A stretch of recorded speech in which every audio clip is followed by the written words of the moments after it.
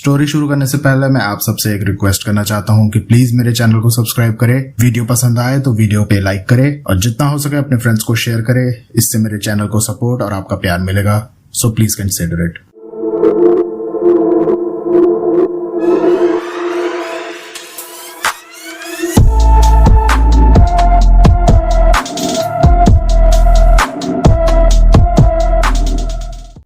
नदी का गीत, इसका क्या मतलब है? क्या किसी खास नदी की बात हो रही है? पहाड़ों की छाया, तिब्बती लामा, मुझे कुछ समझ नहीं आ रहा। ये सब कहाँ ढूंढूं मैं?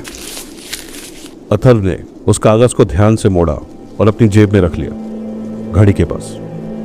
उसे अभी तक इस पहेली का कोई सीधा अर्थ समझ नहीं आ रहा था, पर उसे इतना पता था कि यही उसकी अगली कड़ी है, यही उसका अगला सुराग है और शायद आखिरी उम्मीद भी।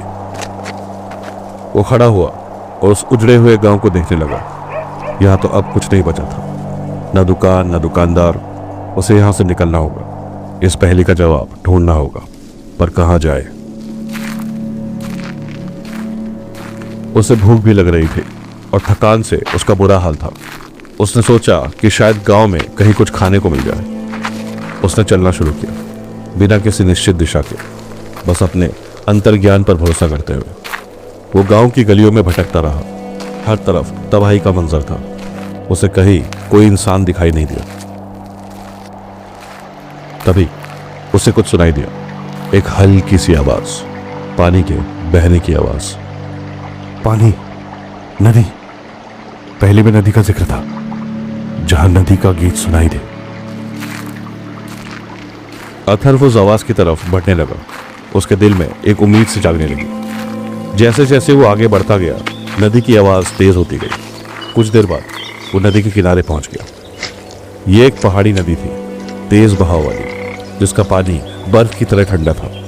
अथर्व ने नदी के किनारे किनारे चलना शुरू कर दिया। वो ध्यान से चारों तरफ देख रहा था, उस पहेली के बाकी सुरागों को खोज रहा था। पहाड़ों की छाया गहरी हो। तभी उसकी नजर एक जगह पर पड़ी जहां पहाड़ नदी के बहुत करीब आ गए थे और उनकी छाया नदी पर गहरी पड़ रही थी, पर सूरज की किरणें वहां तक नहीं पहुंच पा रही थी। शायद यही वो जगह है, पहाड़ों की छाया गहरी हो। अब मुझे उस लामा को ढूंढना होगा। उसने चारों तरफ देखा, वहां आसपास कोई घर नहीं था, कोई रास्ता नहीं था, बस पहाड़ थे, नदी थी और घना जंगल था। तभी उसकी नजर नदी के किनारे से पहाड़ों की तरफ जाते हुए एक छोटे से लगभग छुपे हुए रास्ते पर पड़ी। अथर्व एक पल के लिए रुका, फिर उस रास्ते पर चलने लगा।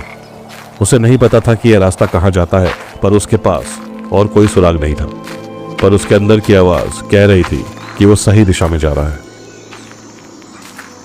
रास्ता संकरा था, पथरीला था और ऊपर की तरफ जा रहा था। अथर्व को चढ़ाई में मुश्किल हो रही थी, पर वो रुका नहीं। उसे किसी भी हाल में उस लामा तक पहुंचना था। कुछ देर बाद वो एक छोटी सी सुनसान जगह पर पहुंचा। वहां एक छोटी सी झोपड़ी बनी हुई थी और झोपड़ी के सामने एक बूढ़ा आदमी बैठा था, ध्यान में मग्न। उसने घरुआ वस्त्र पहने हुए थे और उसके गले में रुद्राक्ष की माला थी। उसके बाल और दाढ़ी सफेद थे और उसका चेहरा शांत और गंभीर था। देखते ही अथर्व को एहसास हो गया, यही है वो तिब्बती लामा। अथर्व थोड़ा सा घबराते हुए उसके करीब गया। नमस्ते। आओ अथर्व, मैं तुम्हारा इंतजार कर रहा था। आप मुझे जानते हैं? पर कैसे? मैं तुम्हें जानता हूं अथर्व, और मैं ये भी जानता हूं कि तुम यहां क्यों आए हो। अथर्व उस बूढ़े लामा के सामने बैठ गया, एक छोटी सी खुली जगह पर। लामा ने एक छोटा सा अलाव जला रखा था, जिसकी लपटें हवा में नाच रही थी, और उन लपटों में न जाने क्यों अथर्व को अपना भविष्य धुंधला और भयावह दिखाई दे रहा था। एक अनिश्चितता उसके मन में घर कर गई थी। आप सब कुछ जानते हैं ना, उस घड़ी के बारे में, मेरे बारे में, मेरे साथ जो हो रहा है? हाँ अथर्व, कुछ बातें जानता हूँ। तुम समय के चक्रव्यूह में फंस गए हो। तुमने उस घड़ी का इस्तेमाल किया जिसे नहीं करना चाहिए था। अज्ञानता में ही सही, पर तुमने उसका उपयोग किया और अब उसके परिणाम सामने आ रहे हैं। मुझे पता नहीं था, मैं तो बस मैं समझ नहीं पा रहा हूँ कि ये सब क्या हो रहा है। मैं सब कुछ बदलता जा रहा है। मैं तुम्हें दोष नहीं दे रहा, हर इंसान से गलती होती है, पर समय के साथ की गई गलती, उसका प्रायश्चित आसान नहीं होता। उसका असर दूर तक जाता है अथर्व, बहुत दूर तक। प्रायश्चित? क्या मतलब है आपका? क्या होगा मेरे साथ? क्या मुझे कोई सजा मिलेगी? क्या ये घड़ी, ये कोई साधारण घड़ी नहीं है अथर्व, ये काल की शक्ति है, समय की शक्ति। और ये शक्ति, ये बहुत अस्थिर है, बहुत खतरनाक है, उतनी ही जितनी एक नन्हे बालक के हाथ में तेज धार वाली तलवार। इसे इस्तेमाल करने का तरीका होता है। अथर्व ने अपनी जेब से घड़ी को निकाला। ये घड़ी, ये मुझे मिली, पर मैं इसे समझ नहीं पा रहा हूं। ये समय के साथ क्या करती है? सब कुछ इतना उलझा हुआ क्यों है? क्योंकि तुम समय को नहीं समझते अथर्व।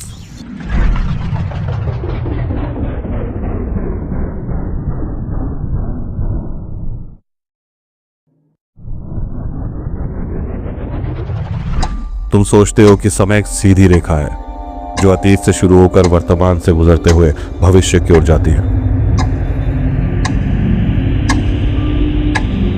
पर ऐसा नहीं है। समय एक रेखा नहीं है, एक जाल है। सीधी रेखा नहीं है? तो फिर?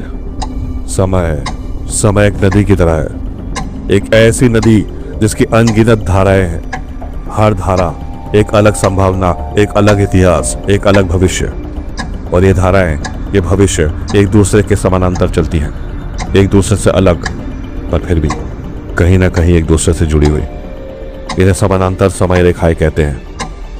एक ही समय पर कई अलग अलग दुनियाएं, अलग अलग वास्तविकताएं। अभी और कितना दूर तक चलना है? लेकिन मैं उन्हें जाने नहीं दे सकता, वो मेरा परिवार है।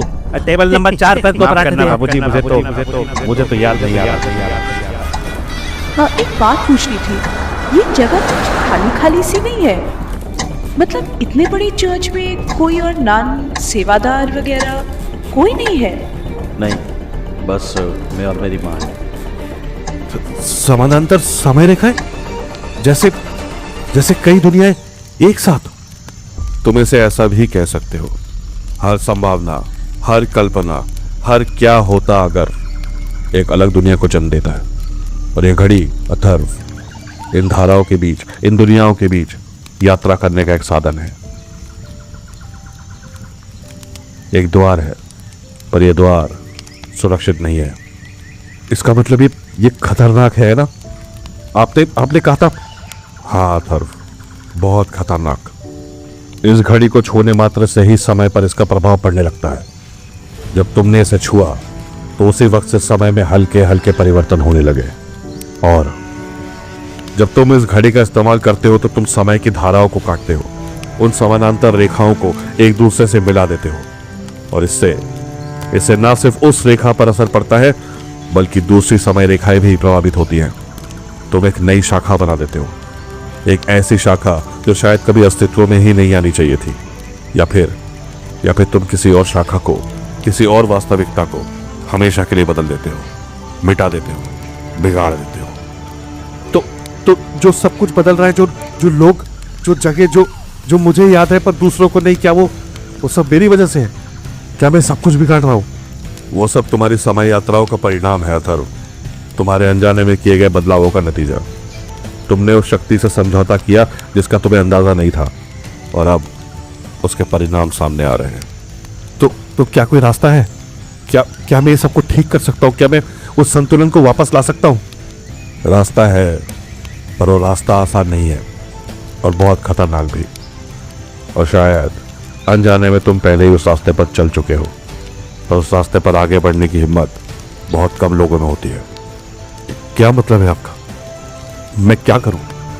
तुम्हें 3 कार्य करने होंगे अथर्व, 3 कार्य जो तुम्हें इस घड़ी के रहस्य को समझने में मदद करेंगे, और शायद तुम्हें इस शक्ति के क्रोध से भी बचा सके और समय को उसके सही मार्ग पर ला सके। 3 कार्य? क्या है वो 3 कार्य? मैं कुछ भी करने को तैयार हूं।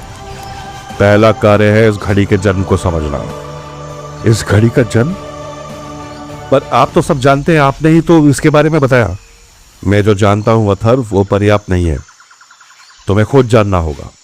तुम्हें तेंजिन ग्यात्सो के अतीत पे जाना होगा। तुम्हें देखना होगा कि उन्होंने वह घड़ी क्यों बनाई, कैसे बनाई, और समझौते की शर्तें क्या थी जो उन्होंने उस शक्ति के साथ किया था।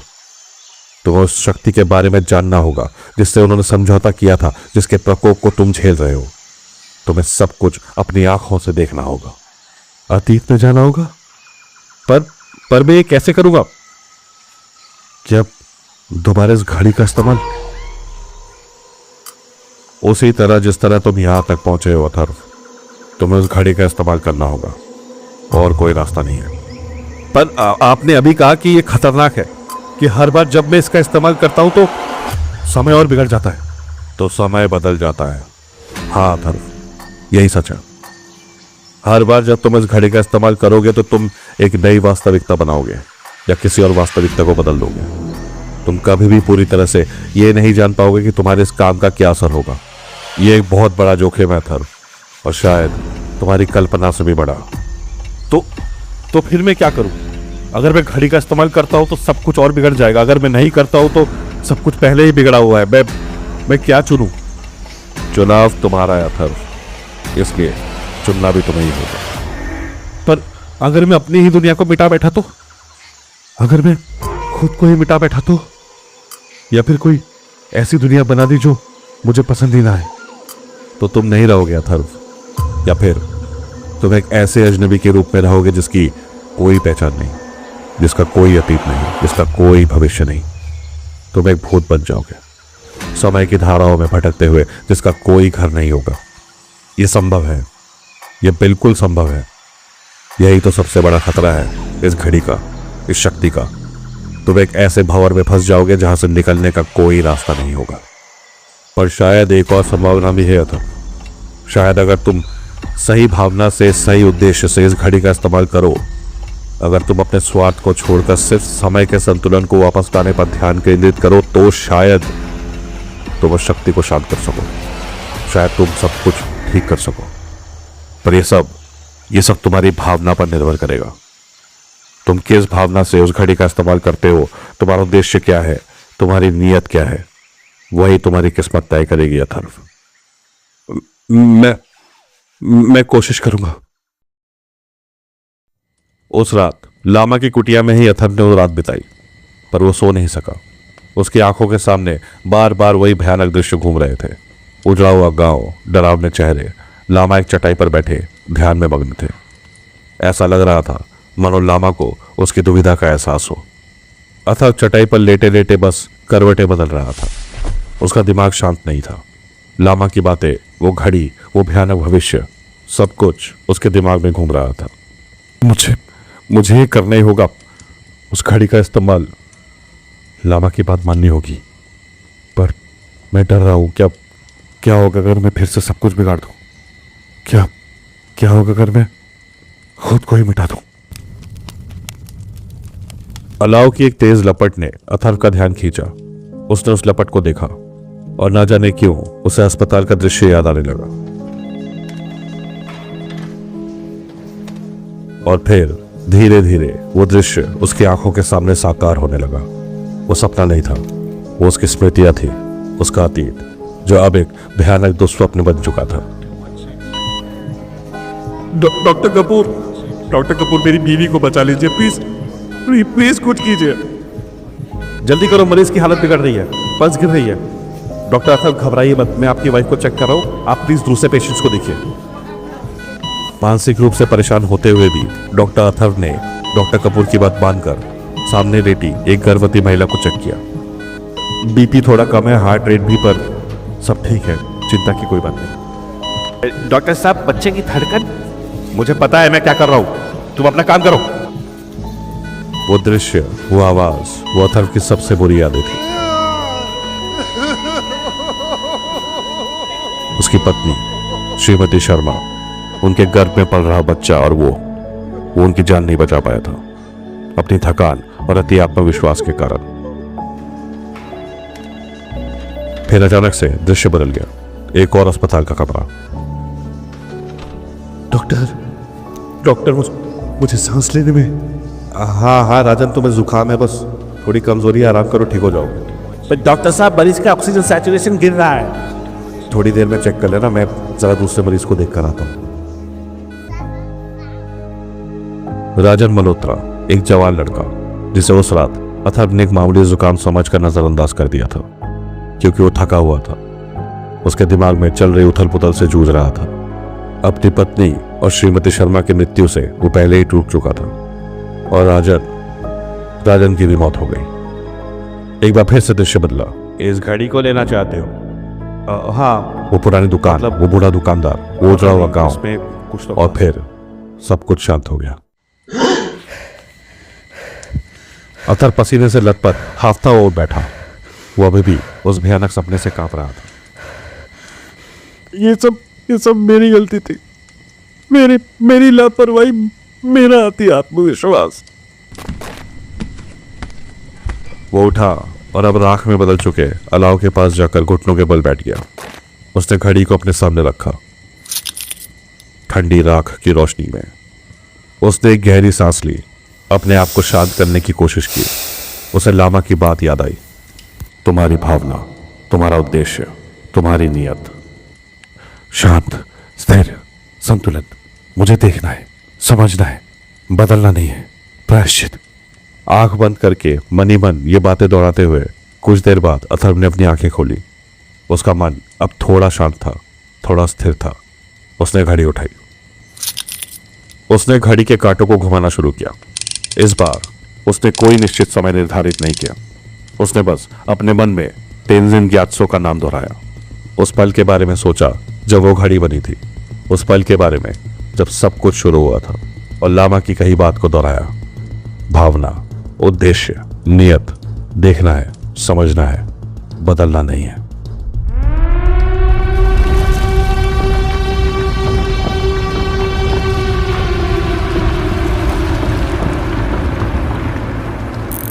घड़ी तेजी से घूमने लगी, आवाज करने लगी जैसे कोई जीवित चीज हो जो अथर्व की पुकार सुन रही हो।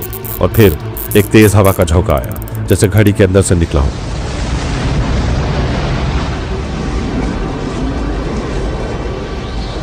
अथर्व को लगा जैसे वो किसी भावर में खींचा जा रहा हो, किसी अथाह गहराई में गिर रहा हो, जैसे समुद्र की गहराई में डूबता चला जा रहा हो।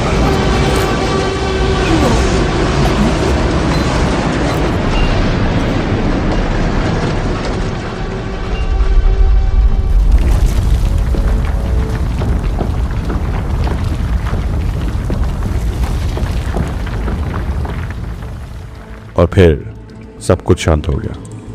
अथर्व ने धीरे धीरे आंखें खोली। वो जमीन पर पड़ा हुआ था। उसके सिर में तेज दर्द हो रहा था और उसका पूरा शरीर कांप रहा था। उसने उठने की कोशिश की। वो उठकर बैठ गया और उसने चारों ओर देखा। वो एक गुफा में था, पर ये गुफा उसे जानी पहचानी नहीं लग रही थी। ये बहुत बड़ी थी, बहुत ठंडी थी और बहुत पुरानी लग रही थी। उसे महसूस हो रहा था जैसे वो सैकड़ों साल पुरानी जगह पर आ पहुंचा हो। दीवारों से पानी टपक रहा था और हवा में एक अजीब सी गंध थी, गीली मिट्टी की, धूप अगरबत्ती की, और कुछ ऐसा जिसे अथर्व पहचान नहीं पा रहा था, पर जो उसे अंदर तक कपा रहा था। एक सिहरन दौड़ गई उसके शरीर में। उसने देखा गुफा की दीवारों पर बारीक नक्काशी की गई थी, चित्र बने हुए थे। उसने ऐसे चित्र पहले कभी नहीं देखे थे। गुफा के अंदर हल्की सी रोशनी दिखाई दे रही थी। वो धीरे धीरे उस रोशनी की तरफ बढ़ने लगा। उसे नहीं पता था कि वो कहाँ जा रहा है, पर उसे इतना पता था कि उसे आगे बढ़ना होगा। उसे इस जगह के रहस्य को समझना होगा। जैसे जैसे वो रोशनी के करीब पहुंचा, उसे कुछ सुनाई देने लगा। एक आवाज, मंत्रोच्चार की आवाज। अथर्व उस रोशनी की तरफ बढ़ता गया और जैसे जैसे वो नजदीक पहुंचा, मंत्रोच्चार की आवाज साफ होती गई।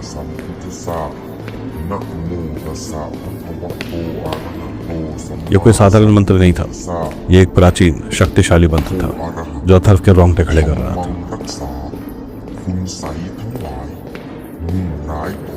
वो गुफा के एक बड़े से कक्ष के मुहाने पर पहुंचा। अंदर का दृश्य देखकर उसकी सांसें रुक गई। कक्ष के बीचों बीच एक बलिवेदी बनी हुई थी जिसके चारों ओर अग्निकुंड चल रहे थे। अग्निकुंड की लपटों के प्रकाश में अथर्व ने देखा एक व्यक्ति जिसने घेरुआ वस्त्र पहने हुए थे और जिसके चेहरे पर गहरी चिंता और दृढ़ संकल्प के भाव थे। शायद यही तेंजिन ग्यात्सो थे जिसके बारे में उस लामा ने बताया था। तेंजिन ग्यात्सो जोर जोर से मंत्र पढ़ रहे थे। उनके हाथ में एक छोटी सी अलंकृत घड़ी थी। वो घड़ी जो अब अथर्व के पास थी। बलिवेदी के पास ही फर के बिस्तरों पर एक औरत लेटी हुई थी। वो बहुत कमजोर लग रही थी। उसका चेहरा पीला पड़ा हुआ था और उसकी सांसें बहुत धीमी चल रही थी। शायद ये उनकी बीवी थी। तेंजिन ग्यात्सो ने उस घड़ी को अपने सिर के ऊपर उठाया और उनकी आवाज और तेज हो गई। ऐसा लग रहा था जैसे वो किसी अदृश्य शक्ति का आह्वान कर रहे हो।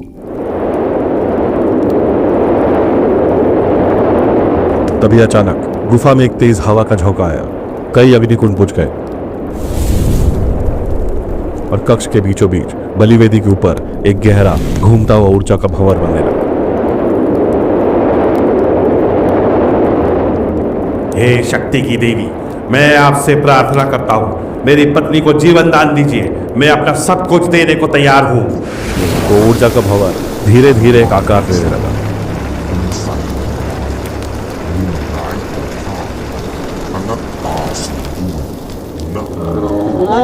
एक भयानक क्रोधित आकृति जिसके कई हाथ थे और जिसके चेहरे पर एक ऐसा गुस्सा था जिसे शब्दों में बयान नहीं किया जा सकता।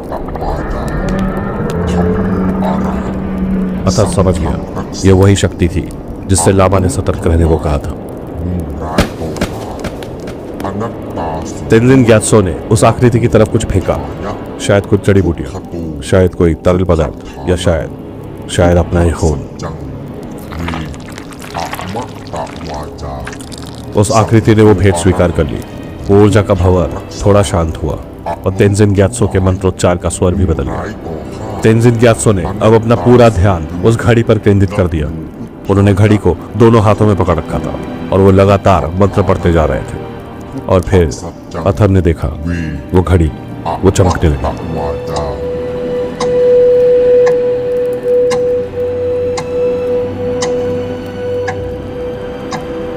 एक अजीब सी अप्राकृतिक रोशनी से और उसकी टिक टिक वो तेज हो गई, अनियमित हो गई।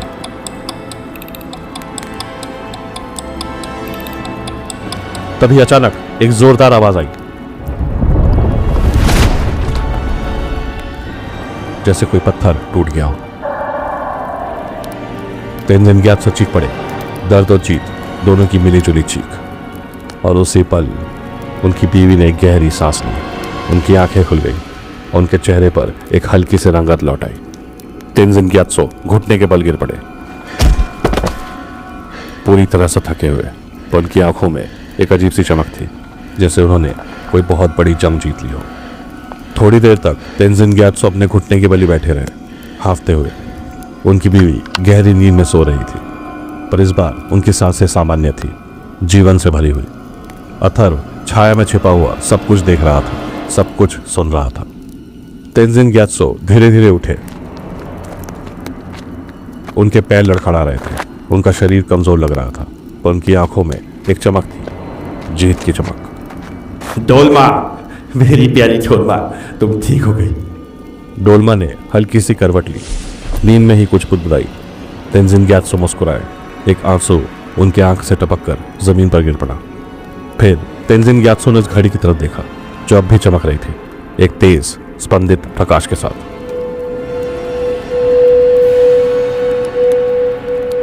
मैंने अपना वचन निभाया, अब तुम्हारी बारी है।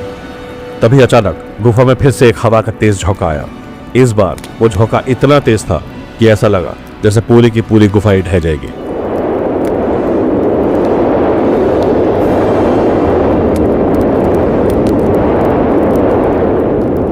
और फिर अथर्व ने कुछ सुना, एक बच्चे के रोने की आवाज, एक नवजात शिशु के रोने की आवाज जो गुफा के बाहर से आ रही थी। ये क्या है? ये आवाज कहां से आ रही है? तेंजिन ग्यात्सो तेजी से गुफा के दरवाजे की तरफ भागे। अथर्व भी बिना कुछ सोचे समझे उनके पीछे पीछे भागा। तेंजिन ग्यात्सो गुफा के बाहर पहुंचे और उन्होंने जो देखा उस पर उन्हें अपनी आंखों पर विश्वास ही नहीं हुआ। बाहर अब सब कुछ बदल चुका था।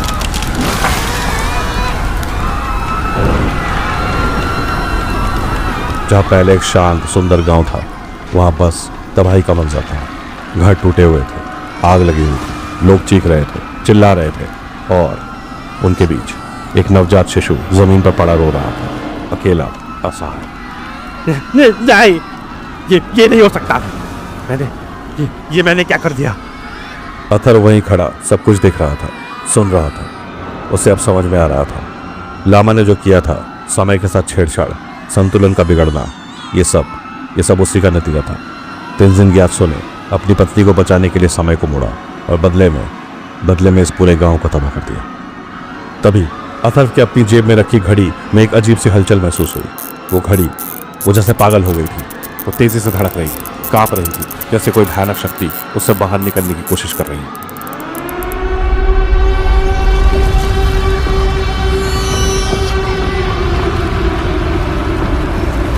नहीं, मुझे मत ले जाओ, मुझे सब कुछ देखना है, मुझे समझना है।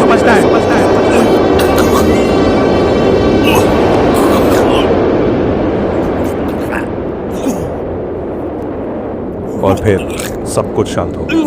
वो भयानक शोर, वो घूमता हुआ दृश्य, सब कुछ गायब हो गया, जैसे किसी ने अचानक से सब बंद कर दिया हो। अथर्व ने धीरे धीरे अपनी आंखें खोली।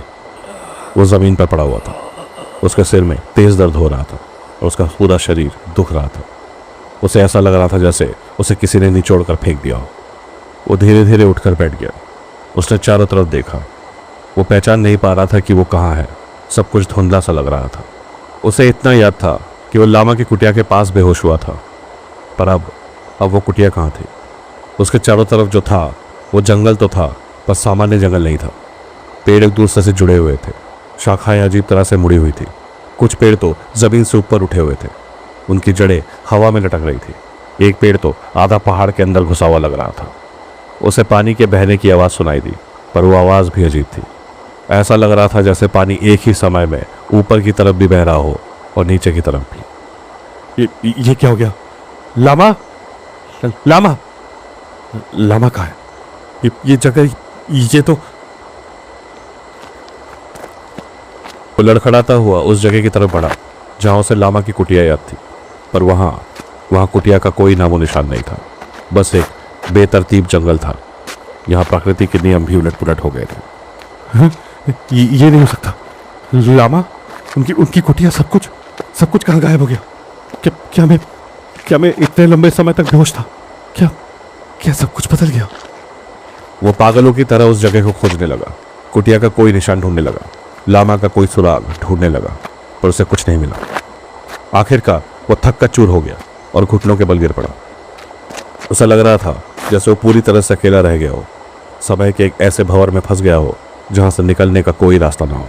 तभी उसे कुछ सुनाई दिया, एक बहुत ही धीमी, बहुत ही हल्की सी आवाज, जैसे कोई मंत्र पढ़ रहा हो।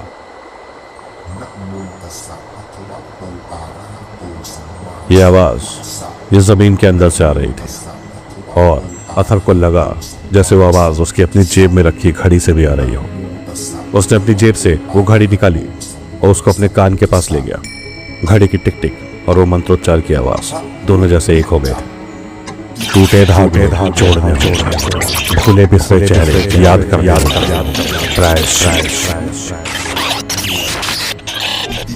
अचानक अथर्व की आंखों के सामने एक दृश्य आया, एक धुंधला सा, अस्पष्ट सा दृश्य। उसने लामा को देखा, अपनी कुटिया में बैठे हुए कुछ लिखते हुए, पर यह दृश्य ये अभी का नहीं था, यह अतीत का था, यह शायद किसी और समय का। लामा, वो मुझसे बात कर रहे हैं, पर कैसे? ये तो असंभव है। पर वो अपनी जगह पे खड़ा उस जगह को ध्यान से देखने लगा।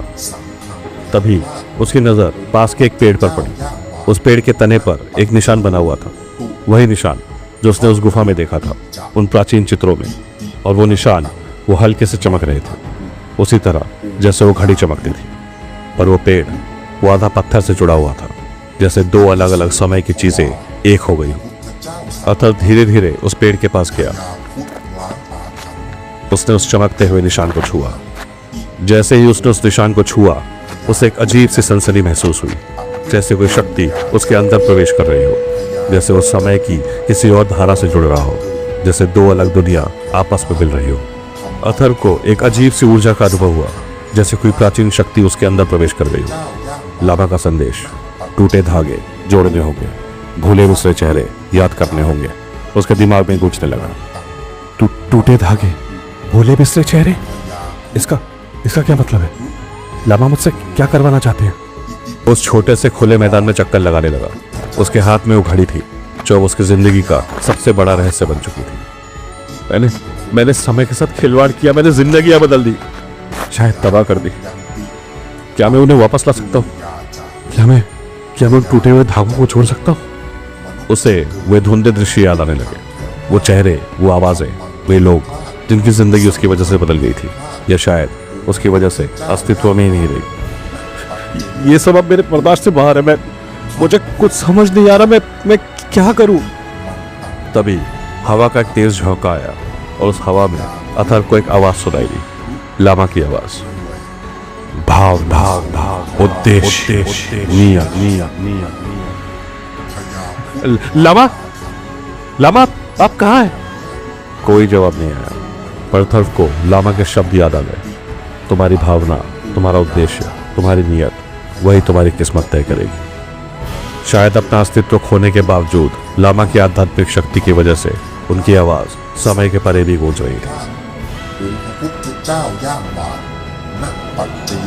भावना, उद्देश्य, मुझे उन लोगों को याद करना होगा जिनकी जिंदगी शायद मेरी वजह से बदल गई। मुझे उनसे मिलना होगा, मुझे प्रायश्चित करना होगा। पर मैं यहाँ इस गांव में कुछ नहीं कर सकता। मुझे वापस दिल्ली जाना होगा, वहीं से सब कुछ शुरू हुआ था। शायद वहीं मुझे इन टूटे हुए धागों को जोड़ना होगा। अथर्व ने एक फैसला कर लिया, वो वापस दिल्ली जाएगा। उसे नहीं पता था कि वो क्या करेगा, कैसे करेगा। उसे इतना पता था कि उसे कोशिश करनी होगी, उसे उन लोगों के लिए कोशिश करनी होगी जिनकी जिंदगियां उसने बर्बाद कर दी थी। वो सुनसान जगह से, उस आधे अधूरे जंगल से वापस जाने लगा। रास्ता अब भी उतना ही अजीब था, उतना ही डरावना था, पर अथर्व के मन में अब डर के साथ साथ एक उम्मीद भी थी, एक छोटी सी कमजोर सी उम्मीद कि शायद वो सब कुछ ठीक कर पाएगा।